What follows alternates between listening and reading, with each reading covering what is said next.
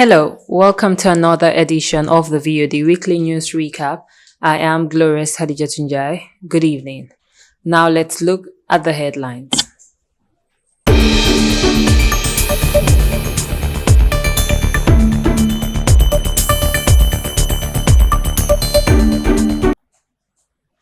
Halifa Saleh says IEC acknowledged results for Bathurst ward are not accurate. KMC CEO Zainabu admit receiving $30,000 bribe from Almond Company.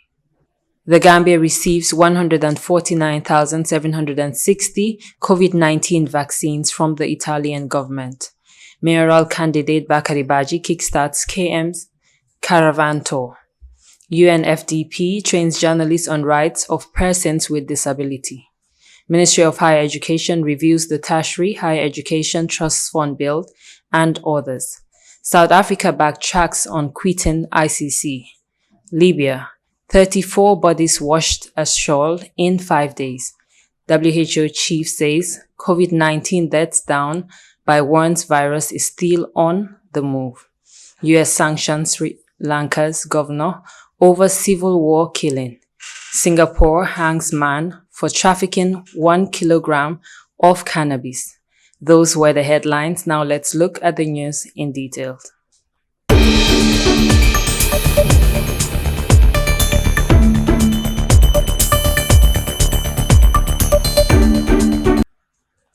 The People's Democratic Organization for Independence and Socialism, PDIS Secretary General and Party Leader Honorable Halifa Saleh told the press that the Independent Electoral Commission IEC had acknowledged that the results they announced for Bathurst ward were inaccurate and promised to remedy the situation.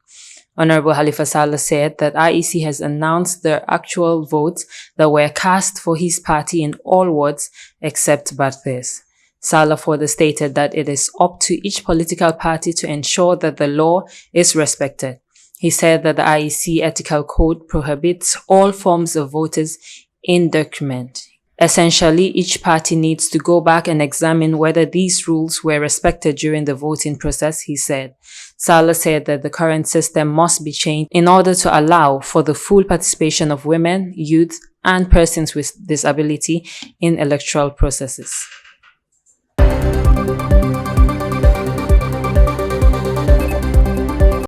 KMC CEO Zainabu admits receiving $30,000 bribe from Almond Company. Haddijatou Sow reports. The CEO of Kanifing Municipal Council, Zainabu Martin Sonko, has admitted to taking a $30,000 bribe from Almost Real Estate Company's CEO while appearing on iAfrica TV. Prior to these allegations, a 5-member inspection team from the Ministry of Land and Regional Government had earlier pumped CEO Zainabu Martin Sonko and some council staff for fraud allegations. The team's recommendations were based on their recovery of a $12 million loan from the KMC Staff Welfare Association received from Ajib Bank to buy 100 meters by 100 meters piece of land. The investigation also exposed Zainabu Martin Sonko's $30,000 alleged bribe from Almost Real Estate Company. During the iAfrica interview, Ms. Zainabu Martin Sonko outlined her interaction and the demands she made to the CEO of Almost to provide proper documentations of the land. He owns the land. The land was owned by one Ture family in Gunjur. He told them that the staff of KMC are interested in their land. He asked them to give him the land and he will deliver it to the staff association. When the staff association pays monthly, he will be paying the family as well. When this was reported to me, I wanted to allow the process to continue. I gave him time and told him that the documents of the land are not completed. I told him the payment will start when his company processes the documents and bring the right documentations to my office to be filled, Zainabu Martin Sonko explained. Zainabu Martin Sonko said she insisted that the payment of Almost should be hacked until the land documents were verified, since Aliu, the CEO of Almost Real Estate Company, had already collected money for 6 months without any paperwork. When the 6 months elapsed, I asked the welfare members how far they have gone with Aliu in getting proper papers of the land. They said Aliu haven't provided the documents for the land. I called him to my office. I told him the monies was paid to him and not our money. It belongs to the Staff Welfare Association. I told him that we cannot continue paying him without a proper documentation that entitled us to the land. So at the end of the day, we will not be losers. He wrote to my office but only addressed it to the Welfare Association. But the letter was meant for me. So I did not honor the letter because it was not addressed to me. In the letter, he asked I should advance him $3 million. I have never requested any money from Aliu, but as soon as I summoned Aliu to tell him that 6 months have elapsed, he came to my office one fine morning. He said he came to see me, Delo Njukal, or whatsoever. So he handed over $30,000 to me. The KMC CEO said he refused to take the money, but the CEO of Almond Real Estate left the money sitting on the desk in her office and left. I refused to take that money from him because I suspected why he was doing that. But he insisted that the money was from him personally and he just decided to give me the money wholeheartedly. After dropping that $30,000 to my office, a few days later, he came with another letter to claim for 4.5 million advance. He said that he will help in getting the documents for the land, but I refused to pay. Aissatou Sow reporting for VOD.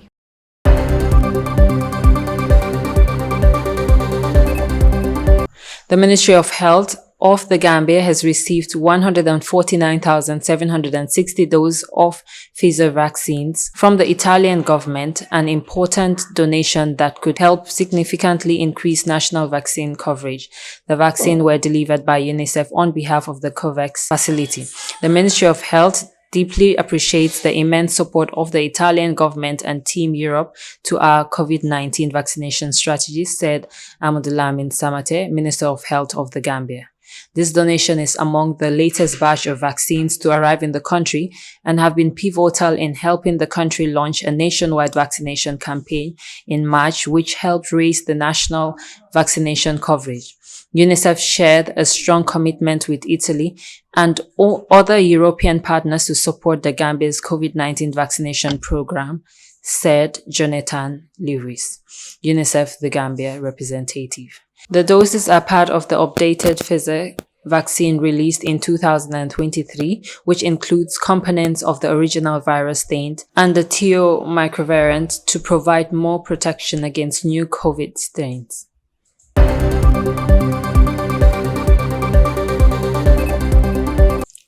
As the mayoral elections fast approaches, Honorable Bakari Baji, the current Minister of Youth and Sport and candidate for the ruling party, on Tuesday 25th April kickstarts his Kanifing Municipality Caravan Tour. The tour started in Ibo Town, Pakijola, then to Talinding towards Fajukunda and finally to Abuko. Speaking to journalists during his maiden caravan tour in the Kanifing municipality, Bakari Baji disclosed that youth and women will access microcredits to sustain their immediate needs if elected mayor of KMC. Ensure that we have a council that is responsive to the needs of the people, a council that addresses the immediate but the most difficult needs of the council, the people of the municipality, which is the lack of good feeder roads, the lack of markets that are proper or enough markets, the issue of the supporting communities in their basic needs, such as extension of water, extension of electricity, and ensuring that young people have access to recreational facilities as expected of every council. Now, so these are some of the infrastructural needs. He also outlined that he has programs that are to enhance people economically within the municipality. The aspirant candidate, Bakari Baji, said that the loss that they encountered during the councillor's election was a wake-up call for them as a party and that they have now learned their lesson.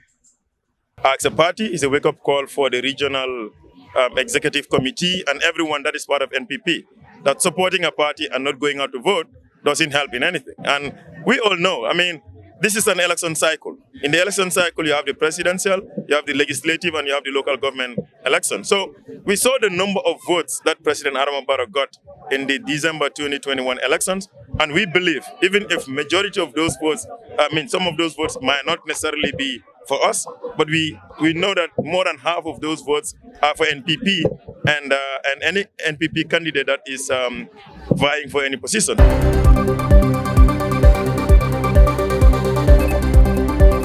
The United Nations Population Fund, UNFDP, has commended a 2-day training with journalists focusing on the rights of persons with disability. The training started 26 April 2023 and ended Thursday 27 April 2023. The 2-day engagement aimed to enhance the capacity of journalists from various media institutions on the rights of persons with disability in the Gambia. The Persons with Disabilities Act was passed by the 5th Legislature on 6th July 2021 and ascended to by President Adama Barrow on 4th August 2021. The act aimed to make provision for the health care, social support, accessibility, rehabilitation, education and vocational training, communication, employment and work protection and promoting of basic rights for persons with disability and for connected matters. The event started with a presentation on the background of the 2013 Persons with Disability Database. Facilitators in attendance included a representative from the Ministry of Gender and Social Welfare and Chairman of the Gambia Federation for the Disabled.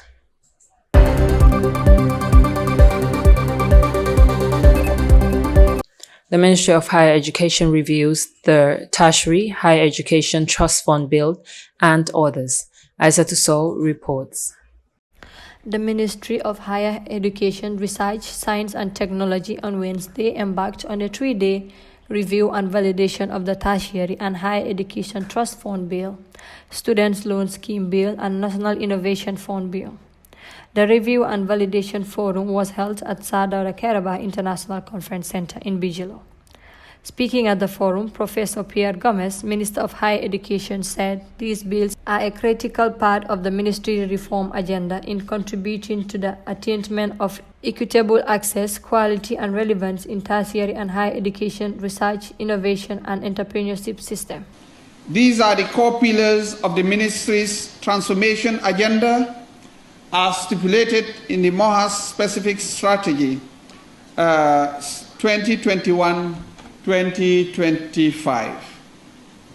The Tertiary and Higher Education Trust Fund is purposely intended to provide the much-needed financial support to tertiary and higher education institutions to improve the quality of teaching and learning, as well as research activities by acquiring modern teaching and learning materials, improved capacity of staff, and conduct relevant research in the productive sectors of economy, among others. According to him, students who cannot access scholarship will access the student loan to finance their education and eventually, upon graduation and employment, paying back the loan.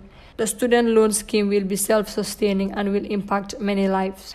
National Assembly member for Foni Bintang, Bakari Kebaji, Vice Chairman of the selected Committee on Education, said the National Assembly members are left with no option but to support this initiative and in the interest of the nation that they are all gathered, and that once they put their heads together with the conviction that the minister has, he has no doubt that it will work in the interest of the nation. Haddijatou reporting for VOD.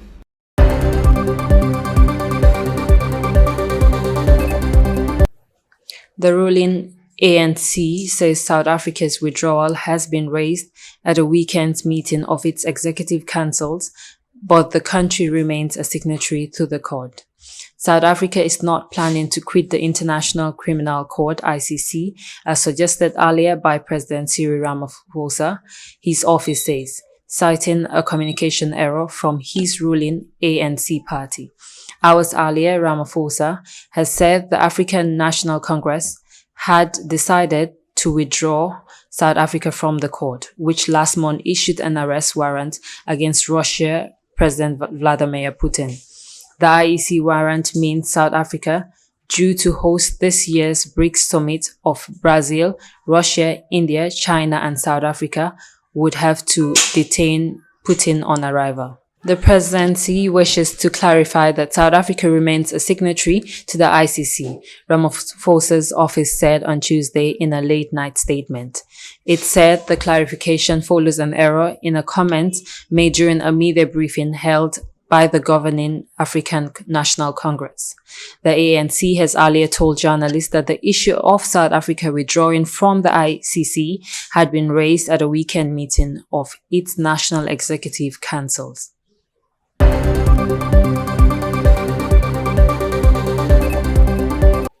Libya, 34 bodies washed ashore in 5 days. Aissatou Sow reports. The bodies of 34 illegal migrants who drowned while trying to reach Europe has been recovered from the coast of western Libya in 5 days. The Libyan Red Crescent said on Monday. For the second consecutive day after the report of the sinking of a boat of migrants near the coastal of Sabatin, 11 bodies were recovered and handed over to the authorities, bringing the total number of bodies recovered to 34. The LRC said on Facebook. On Wednesday, the LRC reported 6 bodies found on the shores of Sabradin, 70 kilometers west on the city Tripoli, and 17 more on Sunday. An infiltration boat carrying dozens of migrants flipped over not far from the coastal of Sabradin. On Wednesday, a security source in the city told AFP, estimating that the number of casualties could increase. In this kind of incident, the chance of survival are slim, especially since no call for help has been made, added the source. Aissatou Sow reporting for VOD.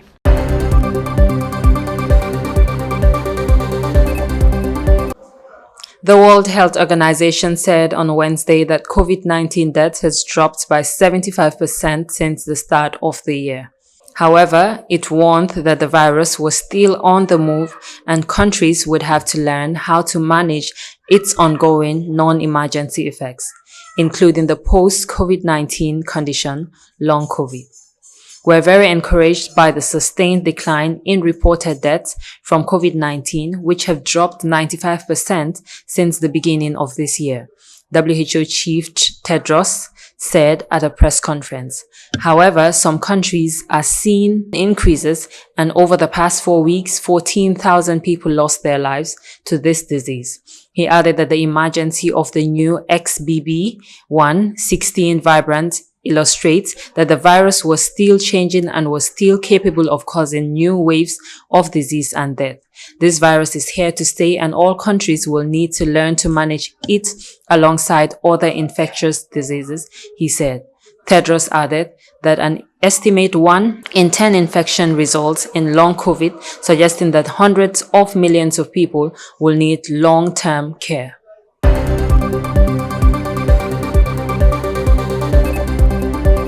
Now let's look at the international news in detail.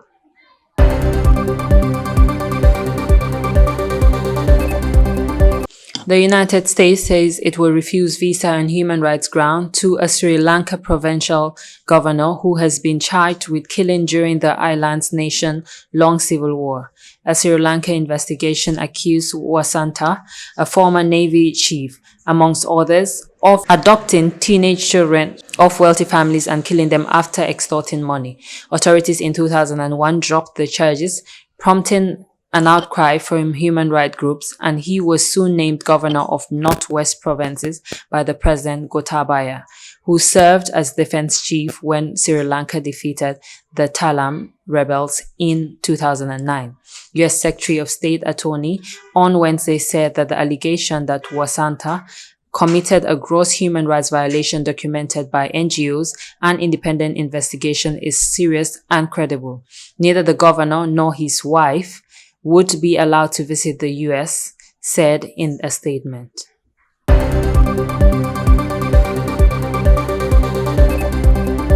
Singapore has hanged 46-year-old Tanggaraju, who was found guilty in 2018 of trafficking more than 2.2 pounds of cannabis despite last-minute appeal for his family and activists. His family said that they been given Tanggaraju's death certificate. Anti-death penalty campaigns wrote on Twitter. A spokesperson for the country's prison service told the AFP news agency that the sentence has been carried out at Kajut prison in the Eastern Island. Tanggaraju was sentenced to death in 2018 for abiding and attempting traffic of just more than 1 kg of cannabis. A judge found he was using a phone number that was communicating with traffickers attempting to smuggle the drugs into Singapore. Tagaraju's family and activists had argued the 46-year-old was not provided with adequate legal counsel and that he was denied access to the Tamil interpreter while being questioned by the police.